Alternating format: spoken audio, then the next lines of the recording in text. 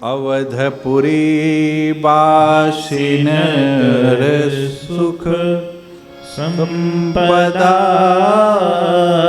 समाज, सहस शेष नहीं कह सके जहाँ नृप राम बिया। सहस शेष नहीं कह सके जहाँ नृप राम। कह रहे हैं सहस्त्रों शेष भी नहीं कह सकते, कहां पर? जिस अवध के राजा कोई और नहीं, साक्षात रघुनाथ जी हो।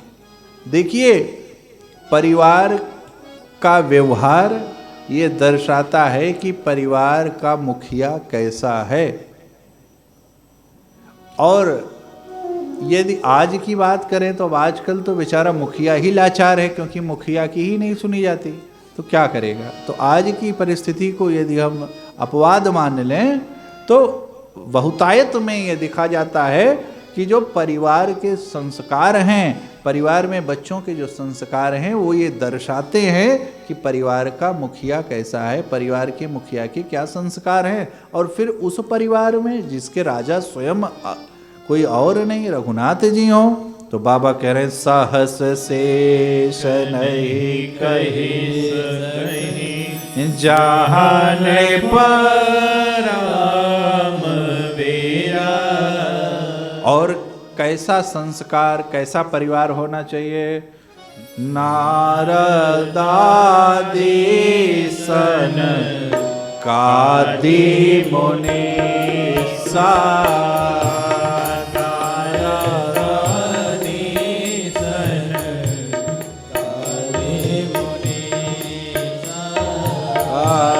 दर्शन लागे कौशलाधीसा, दर्शन लागे कौशलाधीसा। दिन प्राति सकल अयोध्या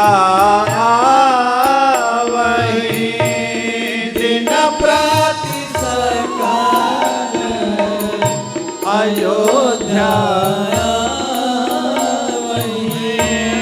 देखे नगरो,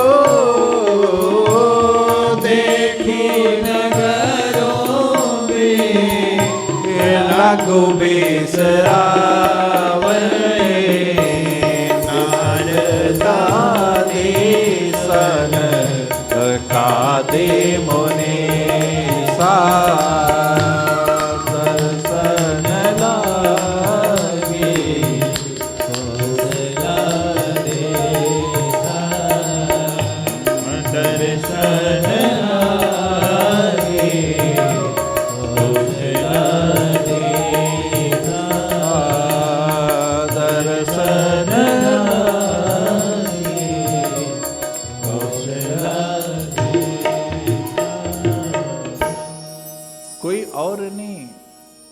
साक्षात नारद जी और सनकादि ऋषि आते हैं। देखिए, आपके घर में यदि संतों का आना जाना है तो आप अपने को बड़भागी मानिए। यद्यपि आगे बाबा संत वेश के लिए नहीं है, वेशधारी संत का समर्थन रामचरितमानस में नहीं है। संत का अभिप्राय जिसका जीवन श्रेष्ठ हो, संत वेश से नहीं होता। तो बाबा कह रहे हैं दर्शन लागी कौशलाधीसा। कब संत आपके घर कब आएंगे? देखोई नगरो विराग बिसरा। पूरे नगर में वैराग्य का दर्शन हो रहा है। पूरे नगर में, एक घर में नहीं, पूरे नगर में पूरे समाज में वैराग्य का दर्शन हो रहा है, जहाँ पर लोभ नहीं है, जहाँ पर लालच नहीं है, जहाँ पर किसी भी प्रकार का मतभेद नहीं है, वहाँ पर कौन आता है? तो वहाँ पर ही श्रेष्ठ संतों का आना जाना होता है। यदि आप परिवार में श्रेष्ठ हैं तो आपके परिवार में श्रेष्ठ संतों का आना जाना कब होगा? जब आपके घर परिवार में क्या नहीं रहेगा? मतभेद नहीं रहेगा। देखिए, मतभेद हो सकता है परंतु मनभेद नहीं होना चाहिए।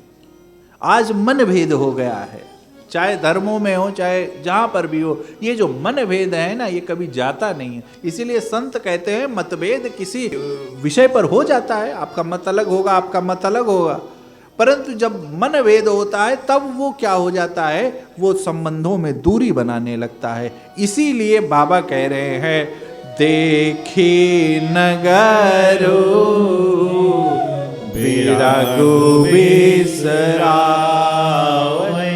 देख के नगर के लोगों की वैराग्यता को देख करके, उनके आचरण को देख करके, वहां पर कोई और नहीं, साक्षात ब्रह्मा के पुत्र सनकादि जी और नारद जी, जो ब्रह्मा जी के बड़े पुत्र हैं, वो आते जाते हैं। और वो आते जाते ही नहीं है, वो अपनी तपस्या पर भी एक बार कहते हैं कि ऐसी तपस्या से क्या फायदा, काश हम गृहस्थ होकर के अयोध्या जी में होते, जो दिन प्रति जो आते जाना ना पड़ता, हम निरंतर अपने रघुनाथ जी की रूप लीला माधुर्य का दर्शन किया करते, सेवा का दर्शन किया करते। ऐसे श्रेष्ठ संत भी भगवान के दर्शन के लिए लालायित रहते हैं।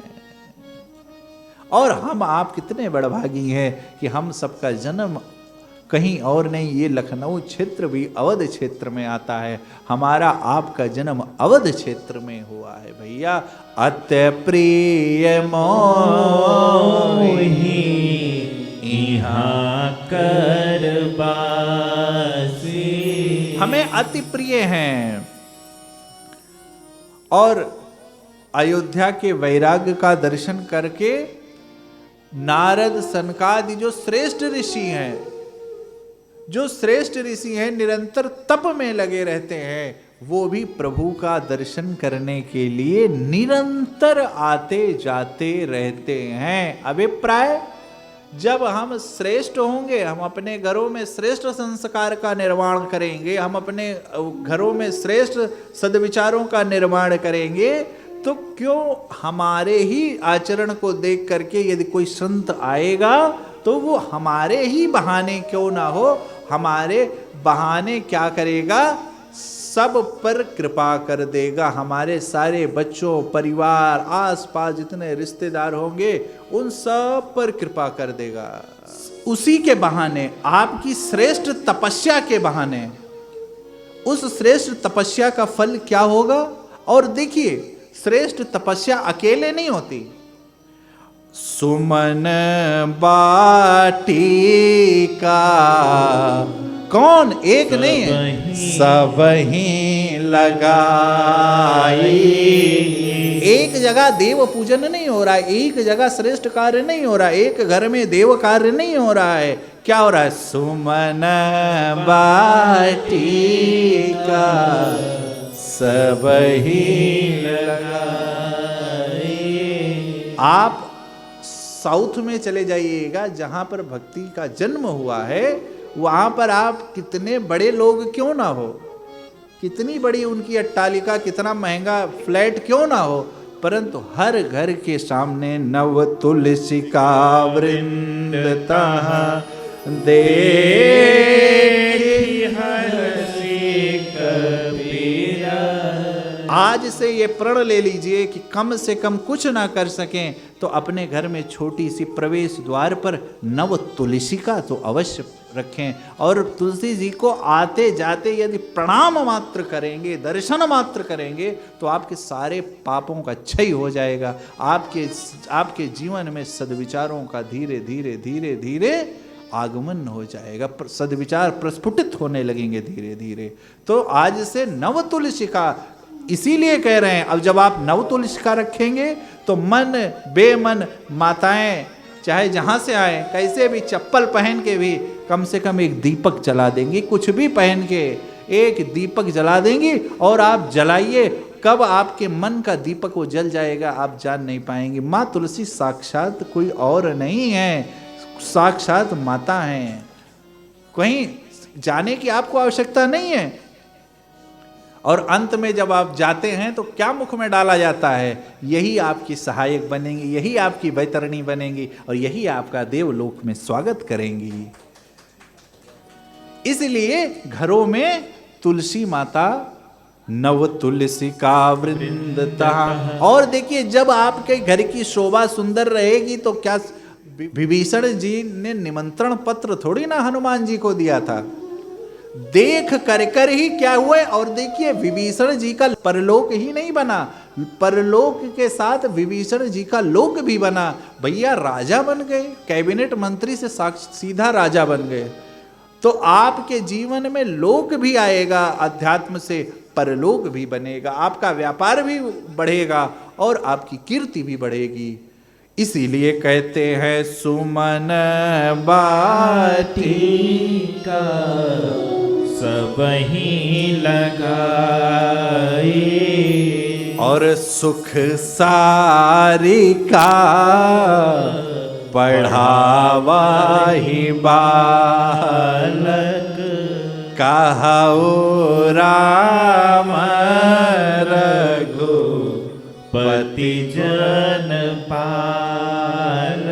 ये अयोध्या का दर्शन करते रहिएगा आप अपने मन में। अयोध्या अयोध्या अभिप्राय आप अपने मन में एक जो भी आपकी इष्ट की नगरी होगी उस इष्ट को पधराइए और फिर इस आनंद लीजिए इसका। सुख सारी का बढ़ावहि बालक। कुत्ते नहीं, जो आजकल तो कुत्तों को पालने का फैशन हो गया है, वी वेयर ऑफ डॉग।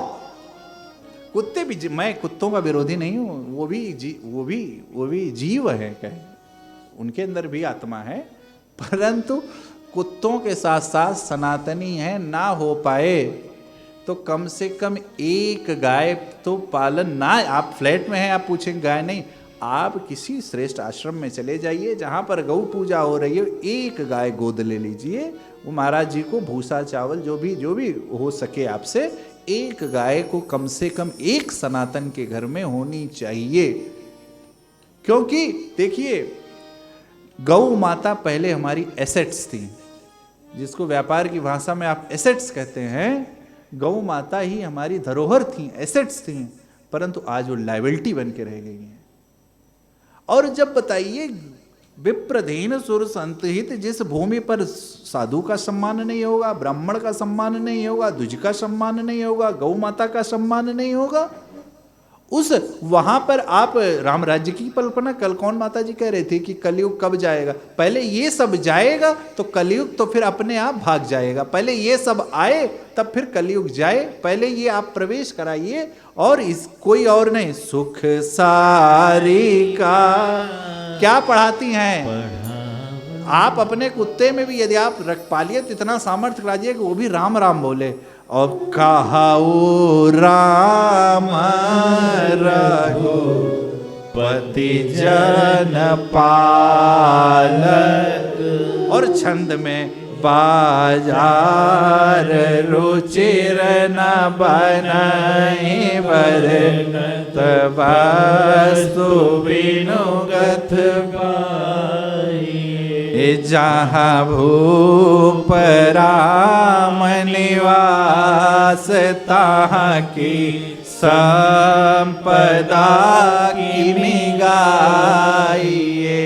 जहाँ की बाजार, आपने घर का दर्शन कर लिया, नगर का दर्शन कर लिया, अब बाजार देखिए। आप सब व्यवसायी जन क्या कीजिए, जहाँ पर वस्तु बिनु गथ पाई, वहाँ पर मोल भाव नहीं हो रहा है। अयोध्या में, राम राज्य में एक वस्तु का एक दाम है, उसमें कोई छल कपट नहीं है। ये भगवान की आर्थिक नीति देखिए, आर्थिक नीति देखिए। भगवान कितने आर्थिक नीतिज्ञ थे पहला भाव कि वहां पर मोल भाव नहीं होता था, दूसरा भाव कि सबके पास इतना धन था, इतना सुखी थे सब कि वस्तु के दाम नहीं पूछते थे, जो वस्तु उनको अच्छी लग जाती थी उसका बिना मोल भाव किए ले लेते थे। इसलिए कि जो बेचने वाला है, जो व्यापारी है, वो भी इसी भाव में था कि इस वस्तु से मुझको इतना ही मुनाफा कमाना है। जब इस प्रकार का था, जिसको हम टैक्स चोरी कहते हैं, उस समय टैक्स चोरी भी नहीं हो रही थी। जितने भी अर्थशास्त्री हैं उनको इस चीज को यहाँ से शिक्षा लेनी चाहिए कि हमारा समाज इतना सबल कैसे बने, हमारा समाज आर्थिक रूप से कैसे मजबूत बने, और वो सिर्फ उसमें सेंसेक्स में नहीं दिखना चाहिए, वो ग्राउंड पर दिखना चाहिए। तो उनको भी शिक्षा लेनी चाहिए। वास्तु बिन गथ पाइए। तो ये प्रभु की आर्थिक नीति का आपने दर्शन किया है। देखिए, राम कथा श्रेष्ठ व्यवहारिक कथा इसलिए नहीं है कि इसमें साधारण भगवान ने मनुष्य अवतार लिया किया। देखिए, मैं आपको क्या बताया कि आपका जितना विवेक है, आपके इस सैटेलाइट में जितनी क्षमता है, जैसे चैनल तो बहुत प्रसारित हो रहे हैं, परंतु आप क्या करते हैं, आप ये पैकेज ले लो, वो पैकेज ले लो, तो उससे उतने चैनल आएंगे, उससे उतने चैनल आएंगे, उससे उतने चैनल। अभिप्राय उस एंटीना की क्षमता बहुत है, परंतु आप जितना उसको रिचार्ज करते हैं वो उतना ही चैनल आपकी टीवी में दिखाता है। उसी प्रकार ये अनंत संभावनाओं की देह का नाम है मनुष्य। हमारे पास अनंत संभावनाएं हैं, परंतु हम अपनी क्षमता के अनुसार यहाँ पर प्राप्त कर पाते हैं। और हमारी क्षमता कहाँ से निर्धारित होती है? तो हमारी क्षमता होती है संग से निर्धारित होती है। हमारे आसपास के लोग कैसे हैं, वो हमको हतोत्साहित करने वाले हैं कि प्रोत्साहित करने वाले हैं? क्योंकि आज समाज के ज्यादातर लोग एक दूसरे को हतोत्साहित करने में ही लगे हुए हैं। तो ये आपको निश्चित करना है कि आपकी क्षमता कितनी है। और यही नहीं रुक रहे हैं भगवान, राजघाट सब विधि सुंदर बन। और देखिए, मजहि तहाँ बरन चार्यु नर। भगवान जातिवादी नहीं थे। क्या नहीं थे? जातिवादी नहीं थे। प्रमाण है, राजघाट सब विधि सुंदर बर, मज्जहि तहाँ बरन चार्यु नर। मज्जहि चार्यु नर। अभिप्राय वर्ण व्यवस्था में जिसको आप कहते हैं ब्राह्मण, क्षत्रिय, वैश्य, चतुर्थ वर्ण, वो क्या एक ही घाट पर सब स्नान कर रहे हैं। ये जो मिथ एक फैलाया जाता है कि मंदिरों में हमको नहीं जाने दिया जाता है, मंदिरों में उनको नहीं जाने दिया जाता है, ये मिथ है। मेरे प्रभु कभी इसके समर्थक थे ही नहीं। मेरे प्रभु इसके समर्थक थे ही नहीं कभी। यदि ये समर्थक होते तो राजघाट सब विधि सुंदर बर, मज्जहि तहाँ बरन चार्यु नर। इससे ये सिद्ध हो रहा है कि चारों वर्ण के लोग एक ही स्थान पर स्नान करते थे, एक ही स्थान से जल ग्रहण करते थे, और वहां पर किसी भी प्रकार का भेद नहीं था। यही तो व्यवहारिक राम कथा है, यही तो आपको शिक्षा देती है, यही तो चिंतन है। अनेकों प्रकार से प्रभु पूर्ववासियों के साथ व्यतीत कर रहे हैं। काकभूषुंडी जी कह रहे हैं कि जिस राज्य का राजा इतना बलवान, तेजवान, ओजस्वान, ज्ञानवान, शीलवान, धैर्यवान, बुद्धिमान हो, उस राज्य की क्या बड़ाई की जाए। अनेकों प्रकार से रामचरितमानस में अवधपुरी की व्याख्या की गई, तात्विक और आध्यात्मिक। अब आइए, क्यों कथा को सब साधनों से श्रेष्ठ कहा गया है। क्यों? कथा को सब साधनों से श्रेष्ठ कहा गया है, ये मैं नहीं कह रहा हूं, ये रामचरितमानस कह रही है। जाने समय सन कादिक आए, जाने समय सन कादिक आए, तेज पुंज गुण शील सुहाए, जाने समय सन कादिक आए, तेज पुंज गुण शील सुहाए, ब्रह्मानंद सदा लय लीना, ब्रह्मानंद सदा लय लीना, देखत बालक बहु कालीना, ब्रह्मानंद सदा लय लीना, देखत बालक बहु कालीना, रूप धरे जने चारी वेदा, रूप धरे चारी वेदा, समदर से मुनि विगत विभेदा, रूप धरे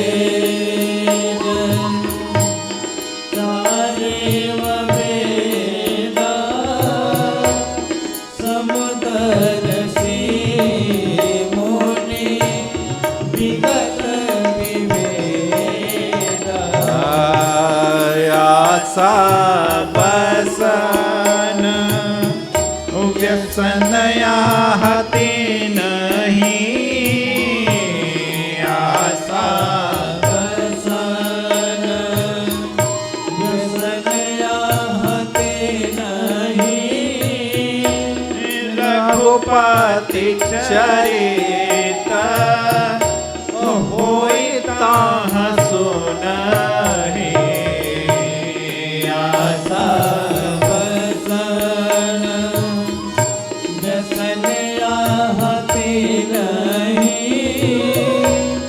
रघुपति चरित होई ताह सुनहि, तहाँ रहे सन काती भवानी, तहाँ रहे सन काती भवानी, जहाँ घाट संभव मुनिवर ज्ञानी, तहाँ रहे काती भवानी,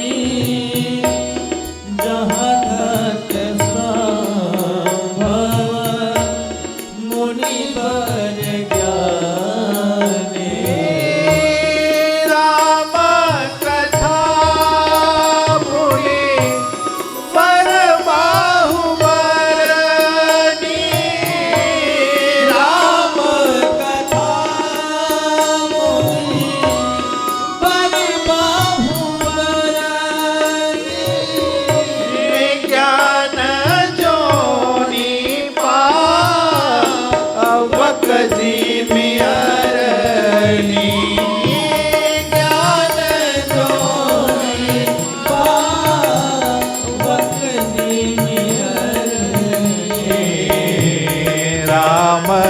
कथा मुनि बर बाहुबरनी राम कथा मुनि बर बाहुबरनी ज्ञान जोनि पावक जिमिहरनी राम कथा मुनि बर बाहुबरनी ज्ञान जोनि पावक जिमिहरनी ज्ञान जोनि पावक जिमिहरनी ज्ञान जोनि पावक जिमिहरनी जानी समय सन कार्तिक आए और तेज पूज गुण शील सुहाए। अब सोचिए ब्रह्मानंद, देखिए क्या एक दो छड़ी नहीं, सदा लीना और देखत बालक बहुकालीना। क्या ब्रह्मानंद के सुख से भी कोई व्यसन है? तो क्या व्यसन है? आशा बसन, अरे व्यसन याति नहीं। काई का? इसका सुंदर कपड़े का, गाड़ी का, मकान का ना। और रघुपति चारिता हो ताहा सुनहि। राम कथा सुनने का व्यसन भैया, क्योंकि सारे ब्रह्मानंद का सुख भी राम कथा से फीका है। मैं नहीं मूर्ति मधुर मनोहर देखी अभय हो विदेह विदेह। अरे ऋषि ये कौन है जो मेरा मन सहज ब्रह्म के आनंद में आता है? आज वो बरबस लग नहीं रहा है। इनको देख करके मन कह रहा है उस अपने मन को सहज बरियाई से वहां हटा करके सिर्फ इनको देखते रहें, सिर्फ इनको देखते रहें, देखते रहें। ये है राम कथा और कोई और नहीं है। सनकादि ऋषि हैं जो ब्रह्म के आनंद में अभी प्राय घोर तपस्या, घोर गिरी कंदराओं में तपस्या, एक दिन नहीं नित्य ब्रह्मानंद सदा लीन। एक दिन नहीं, जो सदा जिनकी समाधि है। अरे मेरे बाबा की समाधि क्यों टूट गई? मेरे बाबा की शास्त्रों समाधि आने का कारण क्या था? कोई और नहीं, सिर्फ राम कथा का प्रचार करना था। और वो कहते हैं इनको कोई और व्यसन नहीं है। देखने में देखिए, संत वक्ता की कोई उम्र नहीं होती, देखने में तो वो बालक लग रहे हैं। देखत बालक बहुकालीना और रूपा धरे जनु चारिव वेदा। रूप कैसा है? क्योंकि समदर्शी मुने विगत विभेदा। उनका रूप कुछ और नहीं है, उनका रूप इसलिए सुंदर है क्योंकि उनके रूप में, उनकी आंखों में एक स्वभाव है जिसका नाम है समदर्शिता।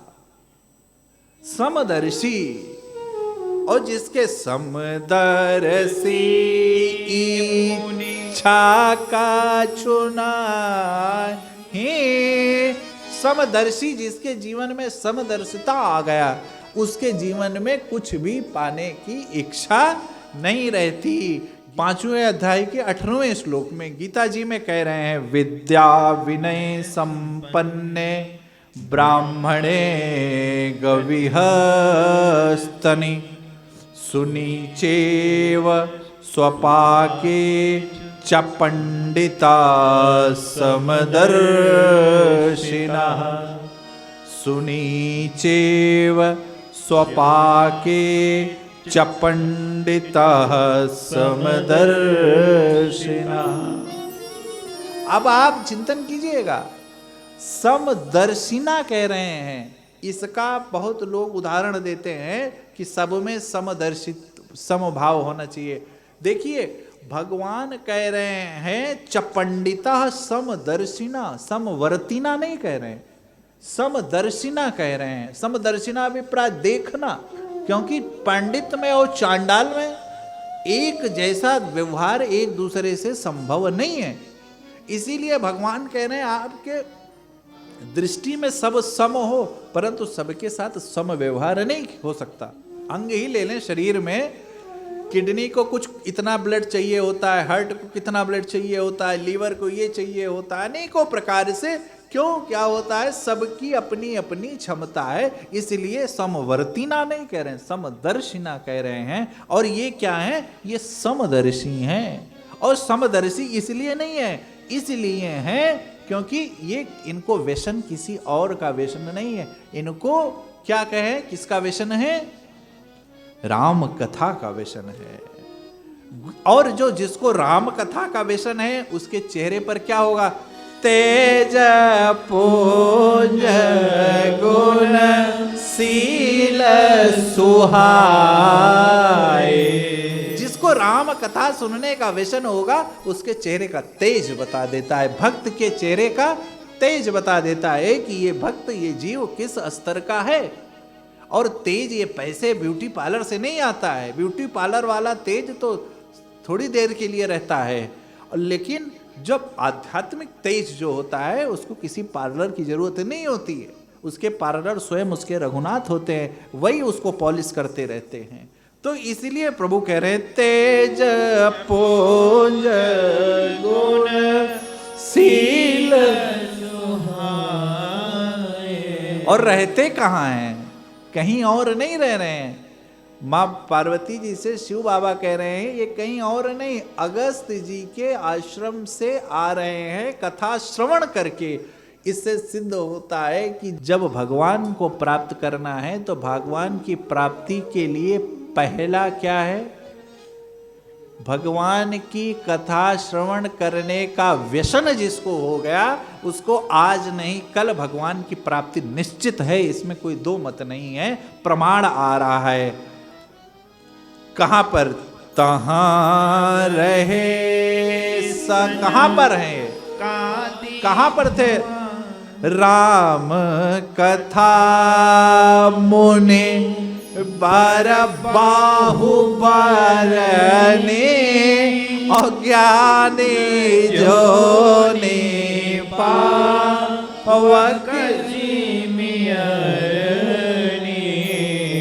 राम कथा मुनि बार बाहु, एक दो बार नहीं, ऋषि अगस्त जी एक दो बार नहीं कह रहे, एक दो बार नहीं कह रहे हैं, कह रहे हैं कि जहां पर मुनि निरंतर निरंतर और निरंतर क्या कर रहे हैं, राम कथा श्रवण करा रहे हैं। अच्छा देखिए, अब ये पक्षपात भी हो सकता है क्योंकि मेरे शिव बाबा भी राम कथा पक्ष के मूर्धा पे है। सबसे पहली राम कथा किसने प्रारंभ की, इसीलिए शंभु कीन याहा चरिता सुहावा, और एक दो बार नहीं, और बहुरी कृपा करी उमहि सुनावा।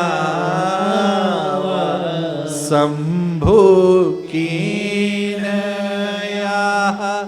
चरिता सुहावा। और इसीलिए तो बाबा कहते हैं रची महेश निज मानस राखा, और पाई सुसमय सुआसन भाई। जी महे।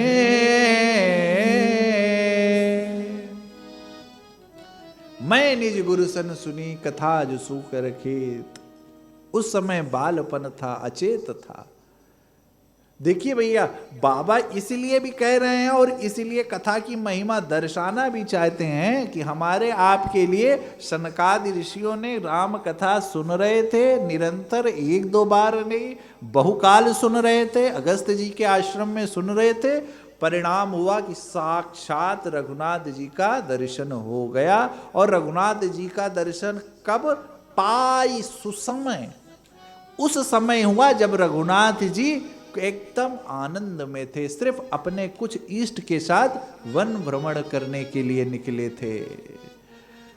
देखी राम मुनि आवत, हर्षि दंडवत के, स्वागत पूछी पीत पट, प्रभु बैठन कह दी। अब देखिए, क्योंकि संत मिलन सम सुख जग नाहि।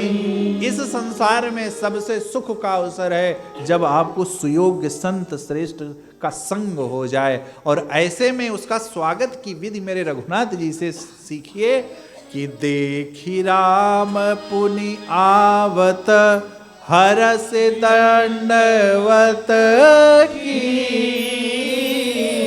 तुरंत दंडवत प्रणाम कर लिया। अरे प्रभु, स्वागत पूछी पीत पट, प्रभु बैठन कह दी। और उस समय प्रभु क्योंकि उपवन में भ्रमण करने गए थे, उस समय प्रभु के पास कुछ नहीं था, तो प्रभु ने जो अतिशय प्रिय है, जो सदैव शुद्ध है, प्रभु ने अपना स्वयं का पीतांबर उठा करके आसन की ओर बिछा दिया कि प्रभु आप इस पर विराजो। ये संत का सम्मान है। और जैसे भगवान की ओर आहा, कीन्ह दंडवत तीन हो भाई। अपना नहीं, सहिता पवन सुख सुख अधिकार। अपना नहीं, आप अपने नहीं, आपके साथ के लोगों का जो व्यवहार है ना, आपके परिवार के लोगों का जो व्यवहार है, वो ये दर्शाता है कि आपका व्यवहार कैसे होगा। पहले जब आदमी शादी वादी से बुजुर्ग देखने जाते थे पहले, तो क्या होता था? पहले ये देखते थे कि देखो भैया उनकी मम्मी ऐसी थी, उनके पापा, अब आजकल तो अलग हो गया, परंतु मम्मी उनकी थी, उनके पापा ऐसे थे, उनका ऐसा व्यवहार था, ऐसे ही लड़की का व्यवहार होगा। तो ये क्या है? उस व्यवहार से श्रेष्ठ मुनि ये जान लेते थे कि इनके आसपास जो लोग रहते होंगे उनका स्वभाव ऐसा ही होगा। और प्रभु के साथ कौन है? भरत जी हैं, शत्रुघ्न जी हैं, लक्ष्मण जी हैं, हनुमान जी हैं। तो उनके व्यवहार में कहे कीन दंडवत तीन भाई। और भैया फिर वही ब्रह्मानंद, मुनि रघुपति छवि अतुल बिलोकी, भय मगन मन और जय सारा ज्ञान मिट गया। और ऐसे श्यामलंगात सरोलोचन सुंदरता मंदिर भवमोचन। और एक टक रहे निमेष न लावहि, प्रभु कर जोरे शीस नवावहि। देखिए भगवान का जो रूप आपके घर में जो लड्डू गोपाल सरकार होंगे या जो भी आपके इष्ट होंगे वही आपका रूप है। जब भगवान की बात आए तो बस अपने नयन को बंद करके उन्हीं इसका ही चिंतन कीजिए, क्योंकि इसी कलिकाल में मीरा जी को दर्शन हुआ था। और प्रमाण है कि साक्षात प्रवेश करा लिया था इसी द्वारिकाधीश भगवान ने। तो जब भगवान की बात आए तो आप बस अपने ईष्ट को, और वही सनकादि ऋषियों ने जब भगवान को देखा तो फिर क्या पाना था, सारा जब तक भैया तभी तक के लिए है जब तक उनका दर्शन ना हो जाए। मैं नहीं कह रहा हूं, नारद जी कह रहे हैं नारद भक्ति सूत्र में, यल लब्धवा प्रसन्नसी दो भवत मृत्यो भवति तृप्तो भवति मृत्यो भवति तृप्तो। क्या सारे तप सारे साधन क्या है, यल्लभवा, सारे साधन का लाभ क्या है, सारे तप उसी समय उसी क्षण शांत हो जाते हैं। पुमनश्चिदो, किसके, भवत मृत्यो भवति तृप्तो, भवति मृत्यो भवति तृप्तो, सारी तृप्ति उसी में है। और फिर सारी तृप्ति हो गई। और जब देखा अरे रघुनाथ जी, आहा भाई इतना शीलवान। देखिए संत का सम्मान करना सीखिए इस चरित्र से। भगवान का कोई और नहीं था, सबसे पवित्र आसन पीतांबर, उसको प्रभु ने तुरंत आसन, प्रभु विराजो इस पर। जब आपके घर में संत आ जाएं तो उनका सम्मान पैसे से मत कीजिए, आप अपनी पूरी निष्ठा आदर्श से कीजिए, जिसे उनकी जब आप करेंगे तो उनके अंदर जो ऊर्जा है वो चाहे ना चाहे भी आपके घर में अपने आप प्रवाह हो जाएगी, अपने आप वो प्रवाह हो जाएगा। इसीलिए तो कहा गया है संतों को अपने घरों में बुलाया कीजिए। सेवक सदन स्वामी आगमनो मंगल मूल अमंगल हरनो। प्रभु सेवक के घर स्वामी का आगमन हो गया। और मेरे रघुनाथ जी के श्रीमुख वाक्य हैं, यद्यपि आपके तो पीछे पीछे मंगल चलते हैं, आप आदेशित कर दिए होते तो मैं आ गया होता। तो आज धन्य मैं सुनाहु, दोबारा कह रहे हैं, तुम्हारे दरस जाई अगरीसा। आहा, बड़े भाग पा इब सतसंगा, विनहि प्रयास होई भव भंगा, विनहि प्रयास होई भव भंगा, विनहि प्रयास होई भव भंगा, विनहि प्रयास होई भव भंगा। बड़े भागे पा इब सतसंगा। इतने हजारों लोग रहते होंगे, कुछ सनातनी भी होंगे, मैं और ठीक है उनकी अपनी इच्छा नहीं है, परंतु जो सनातनी होंगे उनमें हजारों में इतने को ही ये भाग्य मिला है।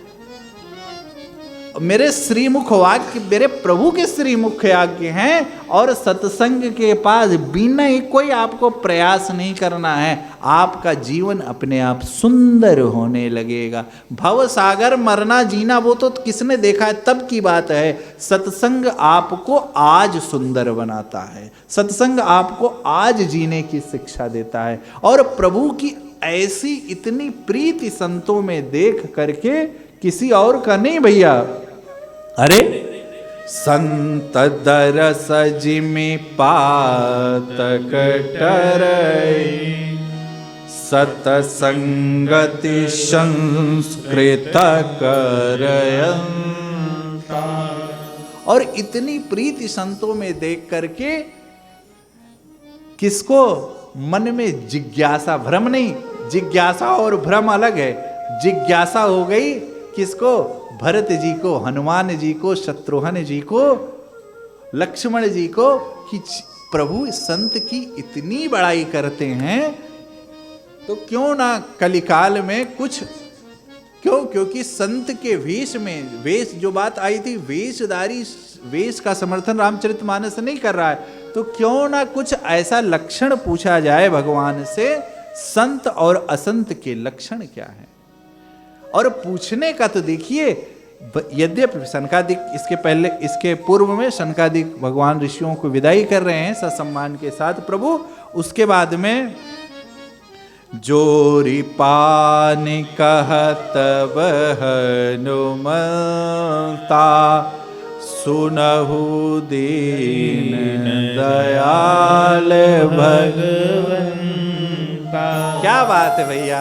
नाथ भरत कछु पूछन चाहे, प्रश्न करत मन सकुचत। तुम जानहु कपि मोर स्वभाव। आगे की लाइन इतनी सुंदर है, भरतहि मोह कछु अंतर काहू। तुम जानहु कपि मोर स्वभाव। अब ये सोचिए कि जब भरत जी और राम जी में कोई अंतर ही नहीं था, तो कैकेयी जी ने ये सब क्यों किया, और फिर इतनी बड़ी वन यात्रा और इतनी बड़ी कथा क्यों। तो ये सब कथा हमारी आपकी शिक्षा के लिए है। यहां पर भगवान प्रणाम कर रहे हैं और भरत जी कह रहे, नाथ नमो ही संदेह कछु सपन हो शोक नमो, केवल कृपा तुम्हारी है कृपानंद संदो।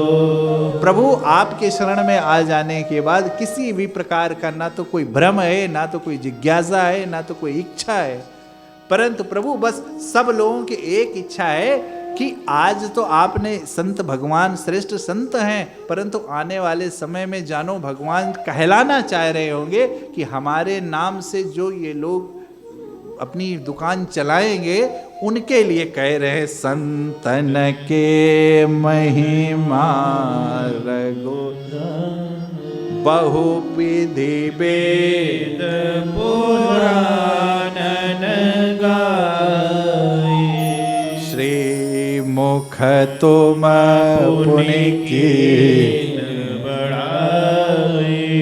हे प्रभु, जो वेदों ने गाया और आपने जो श्रीमुख बढ़ाई की, अभी हमने देखा आपने इतना सम्मान की, कुछ और नहीं, अपना पीतांबर तक आपने समर्पित कर दिया संत भगवान की सेवा में। तो ऐसे संत कौन संत हैं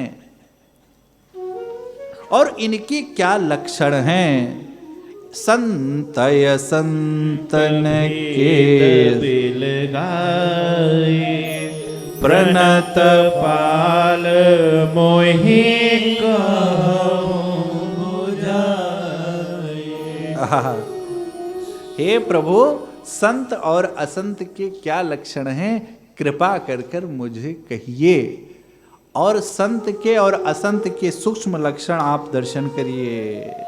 विषय अलाम पट, विषय अलाम पट, शील गुना कर, पर दुख दुख सुख सुख देखे, पर दुख सुख सुख दुख देखे,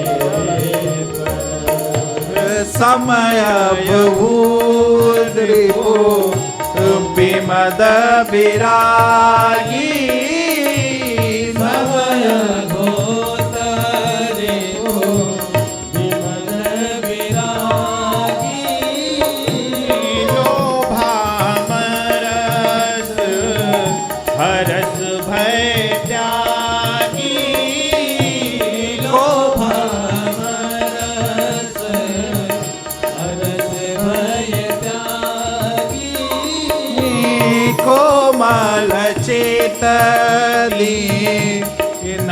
पर दाया कोमल चित दीन पर दाया मन बचक्रम मम भगति माया सब ही मान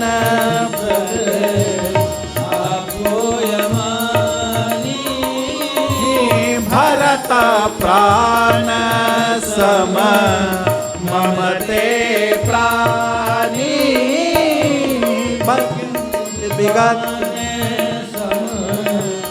ममते प्राणी विगत काम मम नाम परायण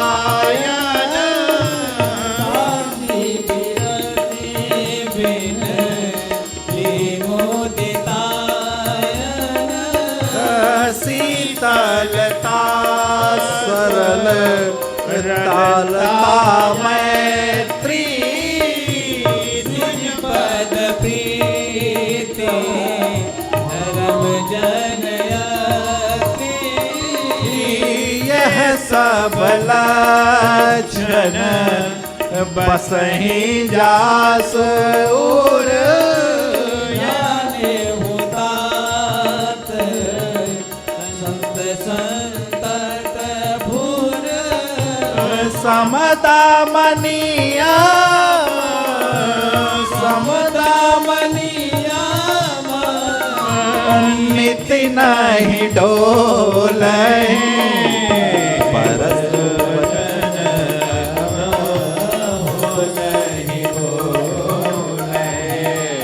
परस बचन हो नहीं बोले परस बचन हो नहीं बोले विषय अलम पट शील गुना कर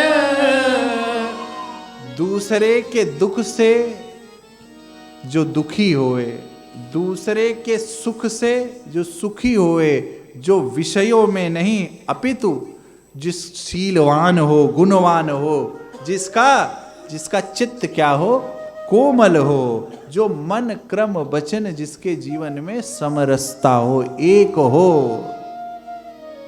विगत काम, काम अभिप्राय जो भी ये विषय वासना है, सब काम है, इसको त्याग कर जो मम नाम परायण, जो मेरे नाम का परायण कर रहा है, एक दो दिन नहीं, नित्य जो मेरे नाम को भज रहा है, और तो और जो सरल हो, जो शीतल हो, जो किसी द्विज ब्राह्मण श्रेष्ठ के चरणों में जिसकी प्रीति हो, ये सब क्या है, सज्जन के लक्षण हैं, जो अनुकूलता में राग और प्रतिकूलता में द्वेष ना हो, जो शीतोष्ण सुखे दुखेषु क्षमा संग विजरतिता। मैं नहीं कह रहा हूं, गीता जी कह रही हैं 12वें अध्याय में, जो शीतोष्ण में, सुख में, दुख में, अनुकूलता प्रतिकूलता में सम रहे। निंदाय स्तुति उभय सम ममता मम पद कंज, और ते सज्जन मम प्राण प्रिय गुण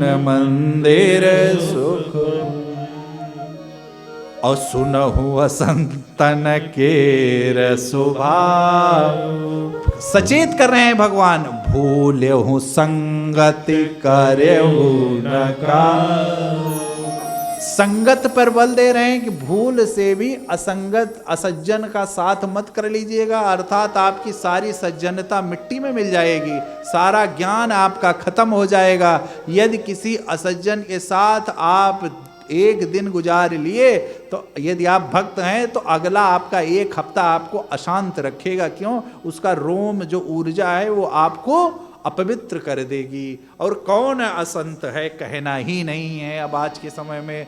झूठ ही लेना, झूठ ही देना, झूठ ही भोजन, झूठ चबे